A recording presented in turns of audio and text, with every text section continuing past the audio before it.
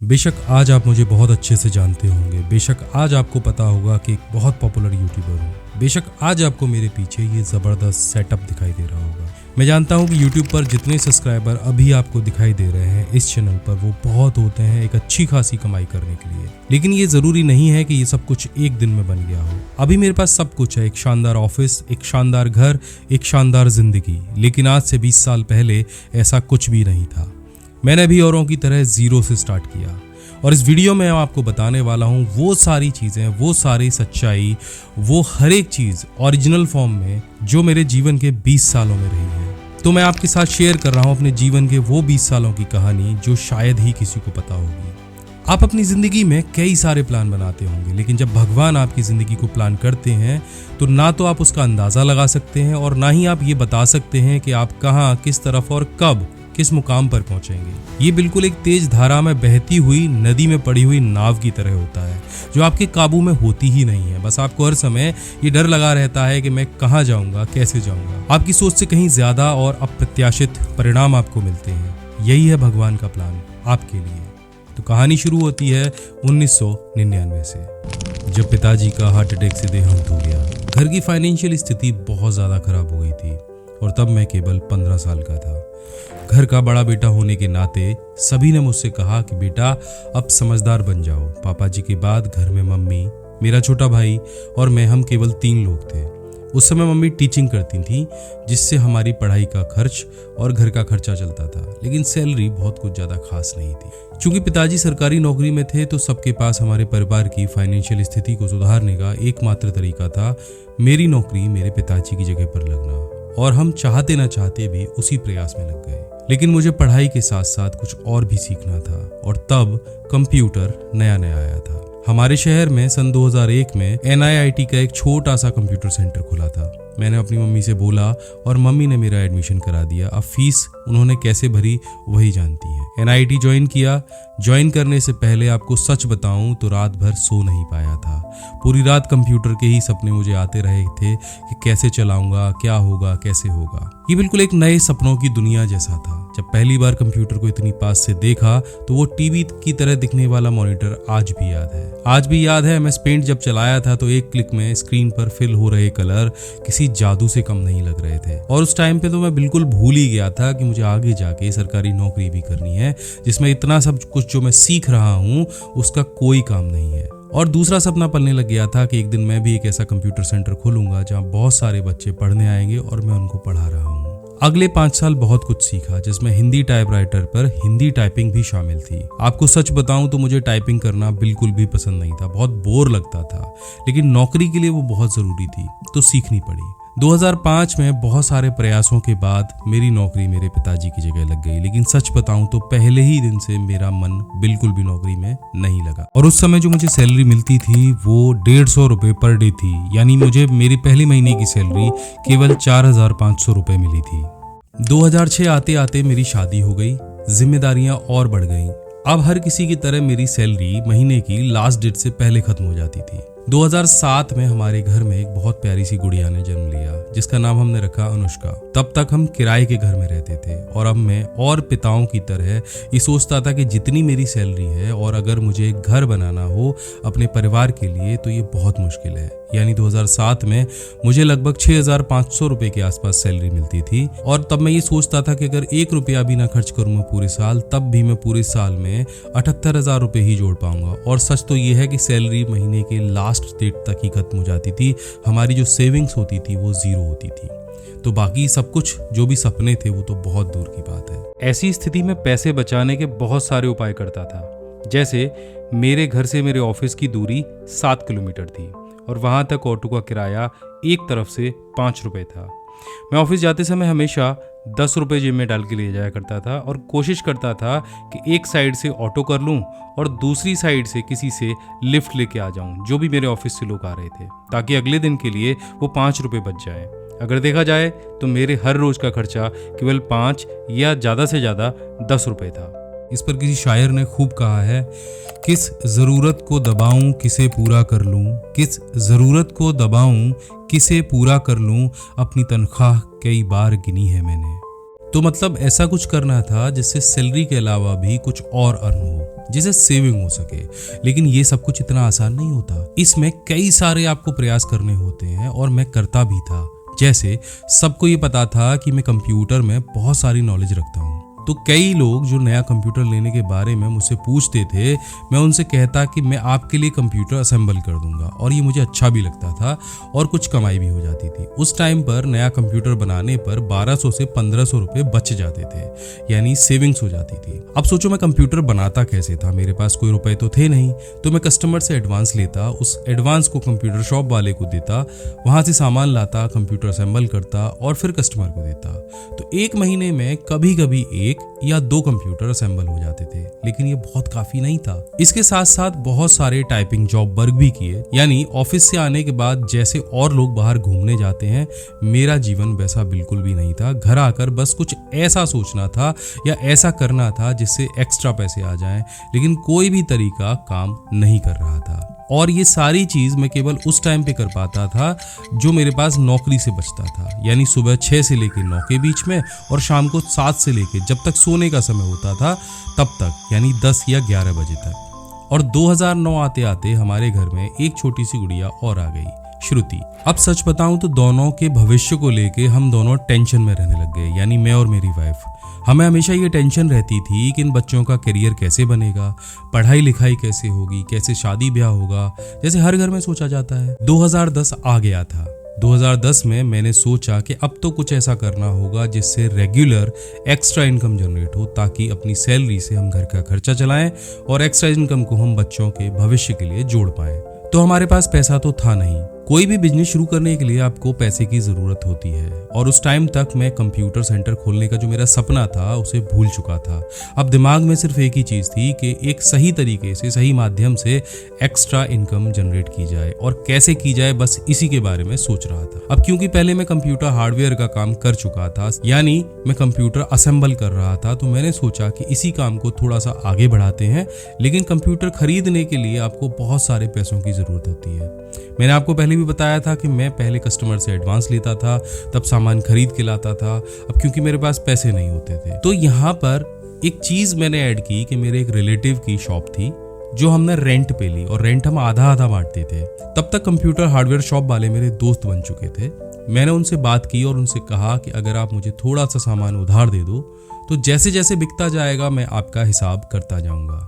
अब उस टाइम पर मैं सिर्फ 1 या 2 कंप्यूटर का ही पूरा सामान उनसे लेकर आया था, लेकिन बाकी दुकान को भी तो भरना था, बाकी दुकान को भी तो सजाना था। तो हमने दुकान को सजाने के लिए और भरने के लिए अपने कंप्यूटर शॉप वाले दोस्त से खाली बॉक्सेस लिए। और इस बात को बहुत कम लोग या ना के बराबर लोग जानते हैं कि जब कस्टमर आते थे तो उनको दिखाई देता था कि दुकान में बहुत सारा सामान है, और कंप्यूटर सेल करने के बाद में जो भी पैसे बचते थे मैं और मेरे रिलेटिव आधा आधा बांट लेते थे। यही हमारी पार्टनरशिप थी। दुकान की भी टाइमिंग उतनी ही थी जितना टाइम मुझे ऑफिस से जाने से पहले और छुट्टी के बाद मिलता था। उस बीच में अगर कोई कस्टमर ऑर्डर करता था तो मैं शाम को आकर उसका कंप्यूटर असेंबल कर देता था।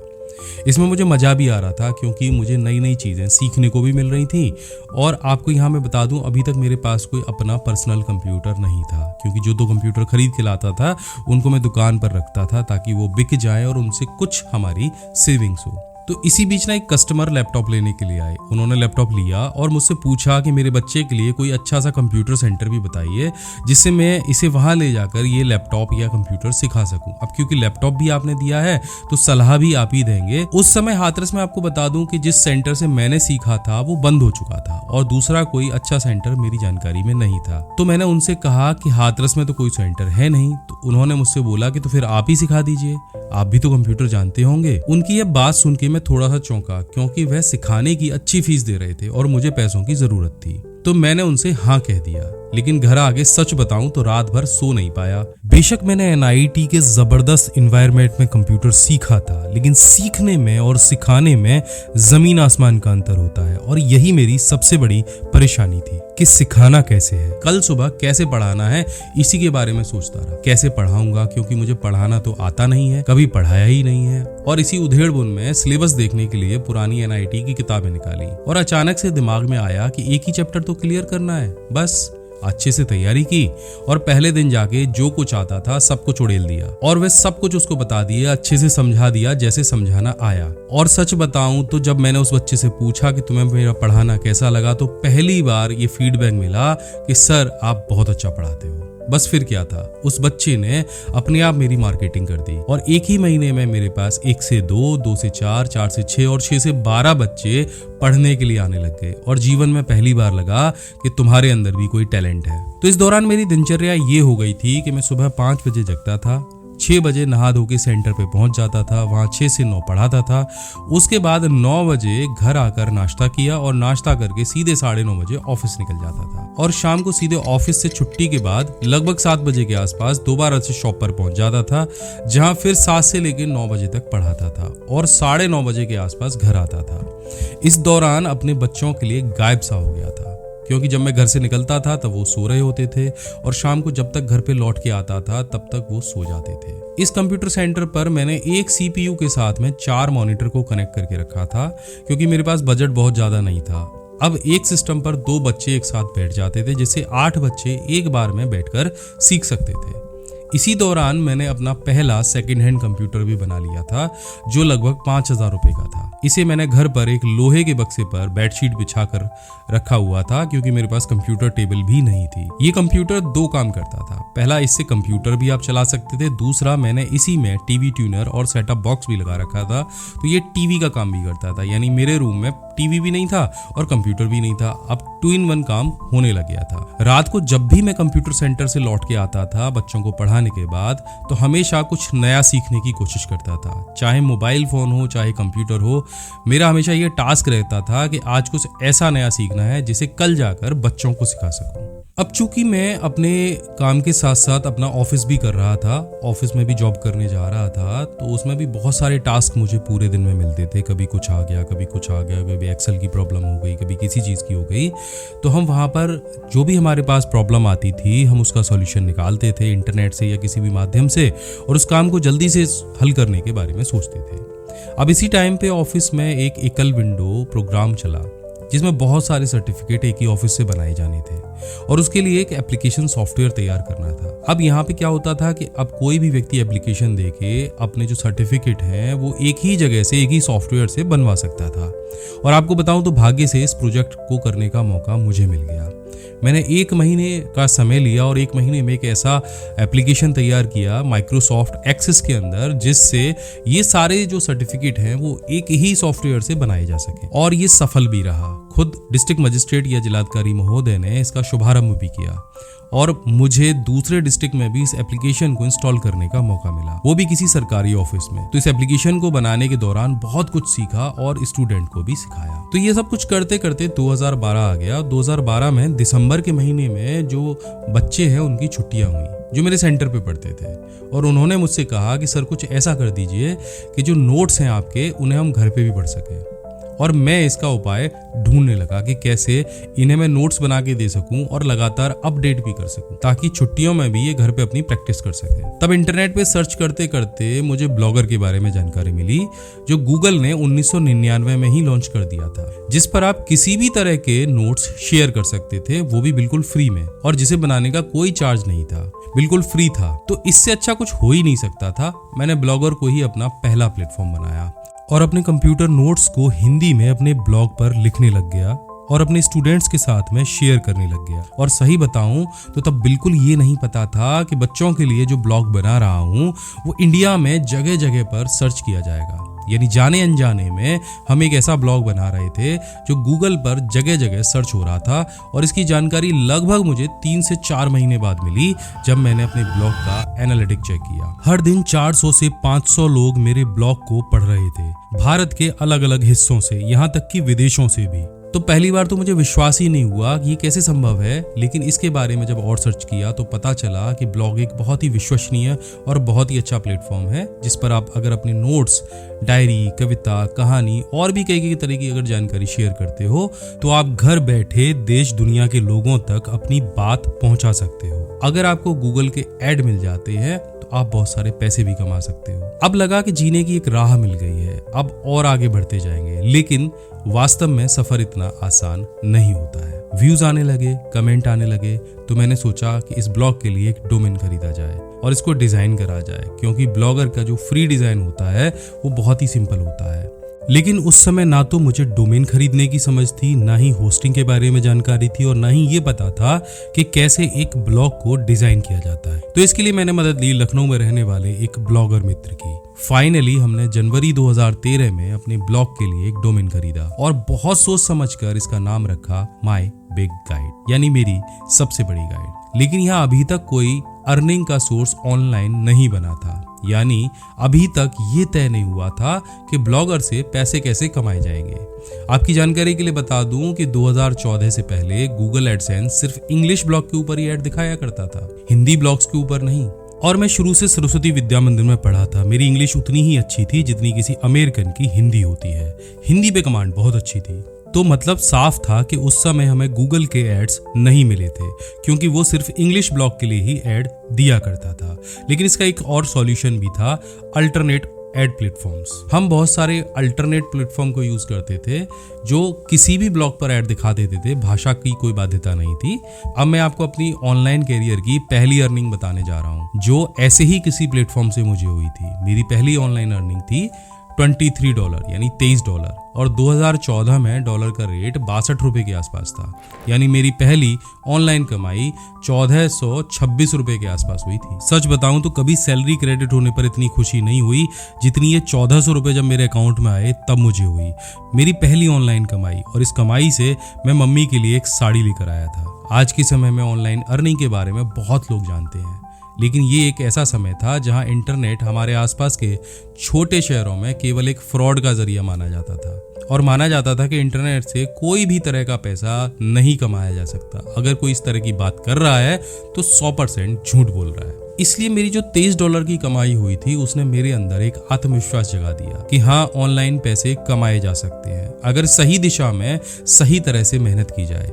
तो पहले ताले की चाबी मुझे मिल गई थी कि हाँ, ऐसा संभव है। इसके और भी कई तरीके हो सकते हैं ब्लॉगर के अलावा, जैसे YouTube। और 2013 के आखिर में मुझे YouTube के बारे में पता चला। अब 2013 के आखिर में एक खुशखबरी मुझे और मिल गई थी कि गूगल अब हिंदी ब्लॉग पर भी अपने ऐड देना शुरू कर रहा है। और 2014 में मुझे पहली बार गूगल एडसेंस का अप्रूवल मिला और मन में एक आत्मविश्वास जगा कि हाँ, अब तुम ऑनलाइन कुछ कर सकते हो, लेकिन कितना बड़ा और कैसे ये अब भी कुछ नहीं पता था। यहाँ फिर मैं आपको भगवान के प्लान के बारे में याद दिला दूं कि भगवान ने आपके लिए जो प्लान बनाया होता है वो आपके प्लान से बहुत अलग होता है।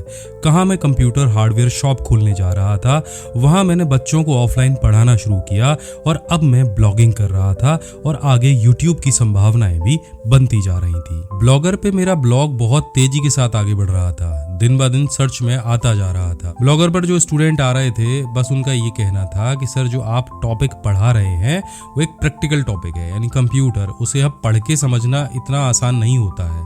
तो अगर आप इस पे वीडियो बनाएंगे तो बहुत ज्यादा अच्छे से समझ में आएगा। लेकिन यहाँ ये भी बात समझने की है कि वीडियो बनाने के लिए अभी तक मेरे पास कोई ज्यादा संसाधन नहीं थे, और ब्लॉगर पर इतनी अर्निंग नहीं हो रही थी जिससे ये सारी चीजें खरीदी जा सके, जैसे कैमरा, माइक, स्टूडियो बनाया जा सके। लेकिन कोई बात नहीं, हम फिर भी आगे बढ़ रहे थे। हमने सोचा जो संसाधन हैं उन्हीं से कुछ आगे करने की सोचते हैं। तो इसी प्रैक्टिकल के विषय को ध्यान में रखते हुए 25 मई 2014 को हमने चैनल बनाया, और पहला वीडियो 22 नवंबर 2014 को जाकर डाल पाए। ये पहला वीडियो एक इंट्रो वीडियो था, लेकिन अभी भी मुझे ये समझ में नहीं आ रहा था कि पहले किस टॉपिक पर वीडियो बनाना है, क्योंकि अभी तक कोई भी वीडियो बनाने की समझ नहीं थी। अब ऑफिस में काम करने के दौरान हम बहुत सारा काम एक्सेल में किया करते थे, और मैंने आपको पहले भी बताया था कि ऑफिस में बहुत सारे प्रॉब्लम्स आते थे, तो यही रियल प्रॉब्लम्स का हम सॉल्यूशन भी निकालते थे इंटरनेट से देख के। तो मैंने सोचा क्यों ना मैं एक्सेल पर ही वीडियो बनाना शुरू करूं, जिस पर मैं रोज काम कर रहा हूं। तो फाइनली अगस्त 2015 को एक लोहे के बक्से पर ऊपर कपड़ा बिछाकर सेकेंड हैंड कंप्यूटर और पुराने डब्बे वाले मॉनिटर के साथ में 150 रुपए वाले माइक से और फ्री के स्क्रीन रिकॉर्डिंग सॉफ्टवेयर के साथ पहला वीडियो माइक्रोसॉफ्ट एक्सेल पर रिकॉर्ड किया गया, जिसमें कोई भी फेस कैम नहीं था, क्योंकि अभी तक मेरे पास कोई भी ऐसा मोबाइल फोन नहीं था जिसमें जिसमें कैमरा हो, और DSLR की तो बात ही छोड़िए। पहला वीडियो बनाने से पहले मैं बहुत होपलेस हो रहा था कि कैसे बोलना है, कैसे बताना है, कहीं कुछ गलती हो गई तो। इसके लिए मुझे मेरी वाइफ शालिनी ने बहुत मोटिवेट किया। उसने कहा कि तुम बनाओ तो सही, बाद में देखेंगे क्या होता है। वीडियो बनाने का सिलसिला लगातार 2 साल तक चलता रहा, लेकिन कोई भी खास रिस्पॉन्स नहीं आया, क्योंकि अभी तक लोगों के पास में इतना स्पीड का इंटरनेट नहीं होता था जिससे वह YouTube पे वीडियो देख सके। मैंने और मेरी वाइफ ने अपने किराए के मकान के बाहर ही एक आंगन में अपना पहला सेटअप तैयार किया, जिसमें हमने थर्माकोल की शीट से कट करके अपने माई बिग गाइड ब्रांड का लोगो और भी सोशल मीडिया के लोगो तैयार किए जो देखने में अच्छे लगे। नीचे प्लास्टिक का फर्श बिछाया, 2 लाइट लगाई, और आप इस वीडियो के अंदर देख रहे हो कि ये हमारा पहला सबसे सस्ता सेटअप था जो घर के ही संसाधनों से तैयार किया गया था। हालांकि अब ब्लॉगर पर बहुत अच्छा रिस्पॉन्स मिलने लग गया था और मेरी अच्छी खासी कमाई होने लग गई थी। अब यानी गूगल से हर महीने पेमेंट आने लग गया था, जो लगभग मेरी सैलरी के बराबर था। तो अब मैं एक बड़ा निर्णय लेना चाह रहा था, इस ऑनलाइन बिजनेस को ही अपना मुख्य बिजनेस बनाना चाह रहा था, जिसमें मेरी फैमिली ने मेरा बहुत सहयोग किया, उन्होंने बहुत सपोर्ट किया। और अब मैंने अपने जीवन का सबसे बड़ा रिस्क लिया। ये मेरे जीवन का सबसे बड़ा टर्निंग पॉइंट था। तो मैंने अपने ऑफिस से फुल टाइम छुट्टी ले ली, यानी रिजाइन कर दिया। मेरे इस फैसले में मेरा पूरा परिवार साथ था। समाज के लिए फैसला ना हजम होने वाला था, क्योंकि हमारे यहाँ सरकारी नौकरी को जिंदगी समझा जाता है। इसी चीज को लेकर मुझे बहुत सारे लोगों ने डिमोटिवेट किया था, लेकिन मैंने मेरे मन में सोच रखा था, मेरी शुरुआत भले ही मेरे हाथ में ना हो, लेकिन अंत जरूर मेरे हाथ में है। इसलिए मैं इस फैसले के लिए तैयार था। नौकरी करते समय जहां मैं सिर्फ 2 घंटे या 3 घंटे ही अपने ब्लॉग या ऑनलाइन बिजनेस को दे पा रहा था, अब वहीं मैं 8 से 10 घंटे पूरा टाइम अपने ब्लॉग और वेबसाइट्स को दे रहा था। अब माई बिग गाइड ब्लॉग को पूरे भारत में सर्च किया जा रहा था। अब हर कोई हिंदी कंप्यूटर कैटेगरी में माई बिग गाइड ब्लॉग को जानता था। बहुत सारे अन्य ब्लॉगर जब इंडिया के टॉप 10 ब्लॉगर्स की लिस्ट बनाते थे तो उसमें माई बिग गाइड और मुझे जरूर शामिल करते थे। यहीं पर अगर मैं YouTube की बात करूं तो 24 अप्रैल 2017 में मेरे YouTube चैनल के 5000 सब्सक्राइबर पूरे हुए। तो पहली बार मैंने एक फोन कैमरे से अपना फेस कैम वीडियो बनाया, और आपको जान के आश्चर्य होगा, ये जो फोन आप देख रहे हैं सैमसंग J7, ये मेरा पहला फोन कैमरा था जिससे मैं वीडियो रिकॉर्ड कर रहा था। मैंने सभी सब्सक्राइबर्स को धन्यवाद दिया कि आपने पहली बार हिंदी वीडियोस को इतना प्यार दिया है, आपने ब्लॉग को इतना प्यार दिया है। और ये वीडियो मेरा पहला फेस कैम वीडियो था, जिसमें जब पहली बार मैं कैमरे के सामने खड़ा हुआ था तो वास्तविकता में मेरे हाथ पैर कांप रहे थे। कुछ समय तक मैंने और वीडियोस बनाए, लेकिन अचानक कुछ ऐसा हुआ कि मेरे वीडियो YouTube पर कंप्यूटर कैटेगरी में सर्च होने लग गए, और YouTube पर आपका भर भर के प्यार मिला, जिसका मुझे बिल्कुल भी अंदाजा नहीं था। और 8 फरवरी 2018 आते आते, यानी केवल 1 साल में, माई बिग गाइड YouTube चैनल ने 1 लाख सब्सक्राइबर का आंकड़ा पार कर लिया। हमने 1 लाख सब्सक्राइबर्स का आंकड़ा पूरा कर लिया है, जो मेरे लिए बहुत खुशी की बात थी। यहाँ मैं आपको ये भी बता दूं कि अब तक हमने एक छोटा सा घर बना लिया था, और पुरानी किराए के घर में मैं अकेला वीडियो रिकॉर्ड किया करता था, क्योंकि सेटअप अभी तक वहीं पर था, दूसरा सेटअप मेरा तैयार नहीं था। अब चूंकि मैं पूरा दिन वहां पर अकेले रहकर वीडियोस बनाता था, तो अचानक एक दिन मेरी तबीयत इतनी ज्यादा खराब हो गई कि मैं बेहोश होकर अपने घर पर ही गिर गया, और मुझे उस दिन के बाद से वहां से अपना सेटअप हटाना पड़ा। मैं घर आ गया, डिप्रेशन में आ गया कि ये सब क्या हुआ, इतने दिन का गैप आ गया, और आगे की वीडियो बनाने के लिए भी अब मुझे सेटअप की जरूरत थी। तो घर का ये जो कमरा आप देख रहे हैं, इसी कमरे के अंदर इसी टीवी यूनिट के आगे बैठकर अपने नए वीडियोस बनाने शुरू किए। लेकिन बेडरूम होने की वजह से काम में बहुत ज्यादा डिस्टरबेंस होता था। घर में बच्चे भी रहते थे, किचन भी सामने था, लोग आते जाते रहते थे, और वीडियो बनाना बहुत डिस्टर्ब होता था। घर में एक कमरा और भी खाली था, तो अब मैंने सोचा कि अब यहाँ से मुझे दूसरा सेटअप बनाना पड़ेगा। तो मैंने उस कमरे को पेंट कराया, उसमें 2-3 टेबल्स लगाई, कंप्यूटर के पीछे लाइट लगाई, और मैंने अगला सेटअप इसी कमरे के अंदर बनाया। हमारे चैनल ने अगस्त 2018 में 2 लाख सब्सक्राइबर का आंकड़ा पार किया, और इसी रूम में मैंने आपके लिए ढेर सारे वीडियोस तैयार किए। इसी रूम का एक सेटअप टूर भी मैंने आपको कराया था, जिस पर आपका बहुत सारा प्यार मिला, बहुत अच्छा रिस्पॉन्स आया। मैंने यहाँ सारी चीजें बताई थी कि मैं आपके लिए कैसे वीडियोस बनाता हूँ। सही बताऊं तो ये इतना सब कुछ आसान नहीं था। इन सब के पीछे मेरे पूरे परिवार का बहुत सपोर्ट रहा है, क्योंकि मैं जब भी वीडियो बनाता था तो ये सब लोग जो कुछ भी काम कर रहे होते थे, काम करना बंद कर देते थे। ताकि वीडियो बनाने में शोर ना हो, कमरे में किसी तरह की आवाज ना आए। खास तौर पर मेरे प्यारे प्यारे बच्चे। तब तक माधव भी हमारे जीवन में आ गया था और ये तीनों के तीनों बच्चे जब मैं वीडियो बनाता था तो चुप रह जाते थे, बिल्कुल भी शोर नहीं करते थे, घर में कोई भी एक्टिविटी नहीं करते थे। यानी मेरे जीवन में आज मैं जिस सफलता के मुकाम पर हूँ, मेरी पूरी फैमिली का बहुत सपोर्ट रहा है। आप में से बहुत सारे लोगों के बहुत अच्छे अच्छे कमेंट मिले। मोटिवेशनल कमेंट से मेरा बल और भी ज्यादा बढ़ गया और 1 मार्च 2020 को केवल 2 सालों के अंदर हमने 1 लाख से 10 लाख सब्सक्राइबर का आंकड़ा पार कर लिया और YouTube की तरफ से हमें एक गोल्ड प्ले बटन दिया गया। उस पल का एहसास शब्दों में बयां करना बहुत मुश्किल है। जिसे सिर्फ हम वीडियो में देखा करते थे, अब वो हमारे हाथों में था। और इस साल मैंने 3 नए और चैनलों की शुरुआत की और लगभग 1 साल के अंदर मुझे 3 सिल्वर प्ले बटन और मिले। तीनों चैनलों का रिस्पॉन्स भी बहुत अच्छा रहा। यहाँ पे मैं आपको बता दूं कि 20 मार्च 2020 को मुझे मेरा गोल्ड प्ले बटन रिसीव हुआ और 24 मार्च 2020 की शाम को कोरोना वायरस की वजह से पूरे भारत में 21 दिन का लॉकडाउन लग गया था। यहाँ पर मैं आपको बता दूं 1 million subscriber, gold play button और ये सारी जो जर्नी थी अभी तक की, इसमें जो मेरी टीम थी उसमें सिर्फ 2 लोग थे, मैं और मेरी वाइफ शालिनी। हम दोनों लोग की जो टीम थी वो ब्लॉग और यूट्यूब चैनल पे काम किया करती थी। तो हमने सोचा कि हम यूट्यूब के अलावा और क्या क्या कर सकते हैं, क्योंकि सभी लोग इस टाइम पे घर में थे और ज़्यादा से ज़्यादा कंप्यूटर और मोबाइल फ़ोन का इस्तेमाल कर रहे थे। ऐसे में हम और क्या कर सकते थे। स्टूडेंट के बहुत सारे कमेंट पढ़ा करता था, तो वहाँ मुझे ये पता चला कि हमारे जो स्टूडेंट थे वो एक कंप्लीट कोर्स के बारे में डिमांड रख रहे थे, जो शुरू से लेकर आखिर तक उनको एक ही टॉपिक के बारे में सारी जानकारी दे सके, वह भी स्टेप बाय स्टेप। तो यहीं पे जन्म हुआ पीसी स्किल का। यूट्यूब पर काम करते करते मेरी कई सारे लोगों से मुलाकात हुई थी। मैं कई बार गूगल के और यूट्यूब के इवेंट में भी गया था अपनी वाइफ के साथ में, और वहां पर हमारा कई सारे नए क्रिएटर से भी मिलना हुआ, कई सारे क्रिएटर से ऑनलाइन भी मीट हुआ, कई सारे इंटरव्यूज भी हुए। यहीं पर मुलाकात हुई सतीश धवले जी से, जो लर्न मोर यूट्यूब चैनल के फाउंडर हैं। ये पहले से ही ऑनलाइन कोर्स बना रहे थे। उनसे मेरी मुलाकात 2018 में हुई, जब उन्होंने अपने चैनल पर पहली बार मेरा इंटरव्यू पब्लिश किया। उन्होंने मुझे बताया कि सर, स्टूडेंट को यूट्यूब के बजाय कोर्स सीखना ज्यादा आसान रहेगा। तब तक हमारा तीसरा सेटअप तैयार हो रहा था, जहां पर हम एकांत में बैठकर वीडियो बना सकते थे। हमने अपने घर की छत पर ही एक रूम बनवाया ताकि नीचे हमारी पूरी फैमिली आराम से रह सके और हम एकांत में वीडियो बना सके। तो पीसी स्किल को तैयार करने में मैंने सतीश धवले जी की मदद ली।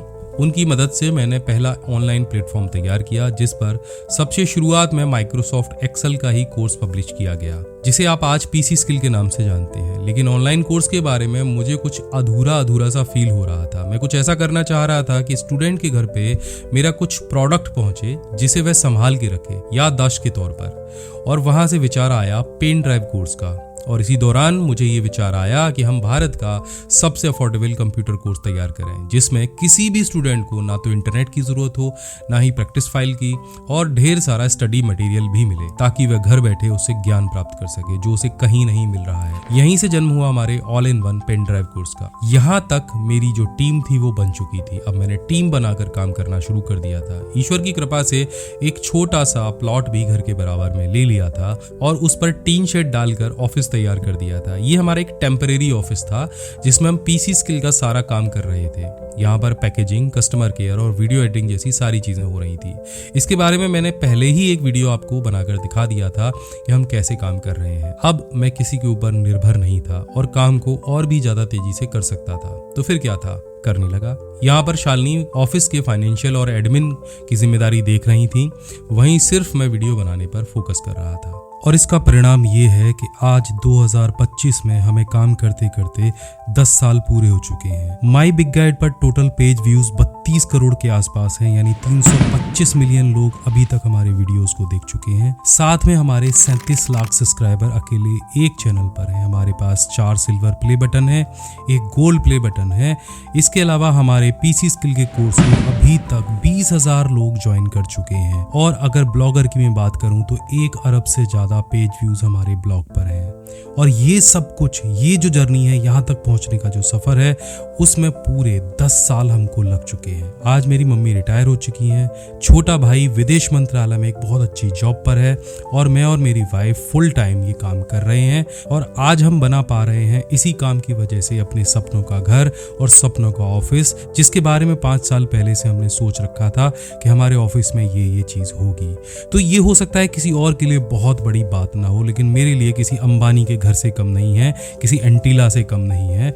मेरे पूरे परिवार के लिए एक सपनों की दुनिया होने वाला है और ये घर मैं गिफ्ट करने वाला हूँ अपने पूरे परिवार को। मेरी ये जो कहानी मैंने आपके साथ जो शेयर की है, उसे बताने का सिर्फ एक ही उद्देश्य है कि अगर आपने मन में कुछ ठान रखा है, तो अगर आप सच्चे दिल से कोई काम करने की सोचते हैं, तो ये बिल्कुल भी असंभव नहीं है कि वो काम ना हो। भगवान का प्लान आपके प्लान से बहुत बड़ा होता है और ये बिल्कुल भी गलत नहीं है, 100% सही है। और इस सब का श्रेय मेरी मम्मी को, मेरी वाइफ को, मेरे बच्चों को और आप जो मेरी YouTube फैमिली है, सबको जाता है। इस मुकाम पर मैं अकेले कभी नहीं पहुंच सकता था। मुझे मानसिक रूप से मजबूत बनाने के लिए मेरे परिवार का और आपका बहुत बड़ा सहयोग रहा है कि आज मैं यहाँ आपके सामने अपनी एक कहानी कहने की भी हिम्मत रख पा रहा हूँ। इसलिए आप सभी का बहुत बहुत धन्यवाद कि आपने मुझे यहाँ तक पहुँचाया। अगर ये मेरी कहानी आपको अच्छी लगी हो तो नीचे कमेंट करके ज़रूर बताइएगा, इस वीडियो को लाइक करिएगा। मैं मिलता हूँ आपसे अगले वीडियो में, तब तक के लिए जय हिंद, वंदे मातरम।